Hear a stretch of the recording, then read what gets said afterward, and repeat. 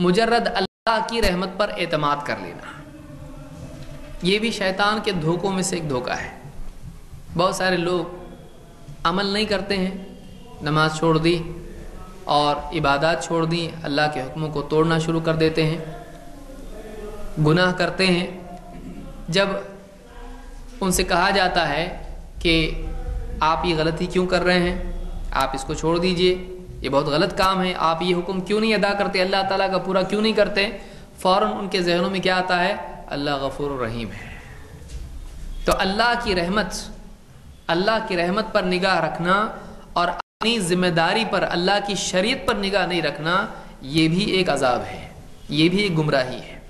ایک انسان کی نگاہ اللہ کی رحمت پر ہو لیکن اللہ کی شریعت پر نہ ہو، اللہ کے رسول صلی اللہ علیہ وسلم کی سنت پر نہ ہو، اپنی ذمہ داری پر نہ ہو، تو ایسا آدمی خود گمراہ ہے، کیونکہ اللہ کے نبی صلی اللہ علیہ وسلم نے یہ نہیں سکھایا، بلکہ اللہ تعالیٰ نے یہ بتایا کہ یہ شیطان کے دھوکوں میں سے ایک دھوکہ ہے۔ اللہ تعالیٰ فرماتا ہے یعدہم ویمنیہم وما یعدہم الشیطان الا غرورا۔ اللہ تعالیٰ سورہ نساء آیت نمبر 120 میں فرماتا ہے یعدہم ویمنیہم، شیطان وعدے کرتا ہے اور امیدیں دلاتا ہے، تمنائیں دلاتا ہے۔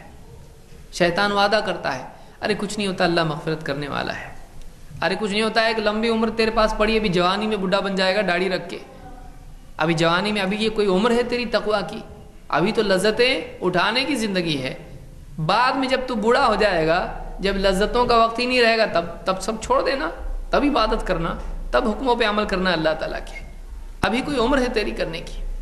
تو شیطان آدمی کو وعدے کرتا ہے اور تمنائیں دلاتا ہے، اللہ بڑا غفور و رحیم ہے، دیکھ اللہ تعالیٰ نے فلاں کی بھی مغفرت کر دی۔ ایسی حدیثیں جو عام حالات میں یاد نہیں رہتی ہیں، گناہ کے وقت وہ یاد آ جاتی ہیں کہ اب گناہ کرے، بعد میں توبہ کر لینا۔ کیوں؟ اس لیے کہ اللہ تعالیٰ توبہ کرنے والوں کی توبہ قبول کرتا ہے۔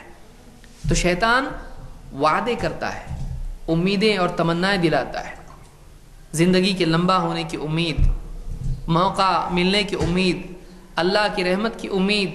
اسی طرح سے بعض اوقات تو یہ امید اور بھی بڑھ جاتی ہے کہ اللہ کے نبی صلی اللہ علیہ وسلم سفارش کرنے والے ہیں، یہ امید، یا فلاں بابا کے رشتہ دار ہیں، یہ امید، فلاں بزرگ کے ہم نسل میں سے ہیں، یہ امید، ہم سید ہیں، یہ امید۔ شیطان جھوٹے جھوٹے وعدے انسان سے کر کے، تمنائیں دلا کے اس کو گناہوں میں مبتلا کرتا ہے۔ اللہ فرماتا ہے یعدہم ویمنیہم وما یعدہم الشیطان الا غرورا۔ شیطان وعدے کرتا ہے، تمنا اور امیدیں دلاتا ہے، لیکن شیطان کا وعدہ سوائے دھوکے کے اور کچھ نہیں ہے۔ شیطان کا وعدہ، اللہ نے کیا کہا؟ دھوکہ ہے۔